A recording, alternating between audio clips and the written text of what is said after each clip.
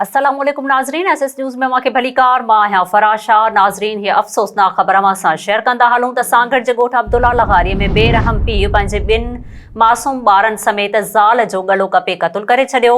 उन हवाले सां वधीक तफ़सील ॿुधाए रहियो आहे ज़वार अली बलोच। जी ज़वार, छा तफ़सील आहिनि?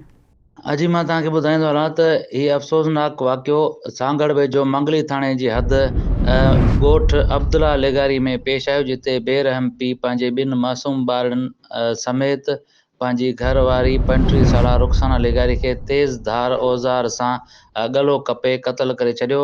अहिड़ो इतलाउ वारसनि ऐं इलाइक़े वासियुनि मंगली पुलिस खे ॾिनो, जिते मंगली पुलिस मौक़े ते पहुची जवाबदार शान लेगारी खे तेज़धार औज़ार समेत गिरफ़्तार करे थाणे मुंतक़िल करे छॾियो, जॾहिं त फ़ौतियुनि जा मड़ सिविल अस्पताल सांगड़ मुंतक़िल करे छॾिया, जितां ज़रूरी कार्रवाई बाद मड़ वारसनि हवाले कया वेंदा।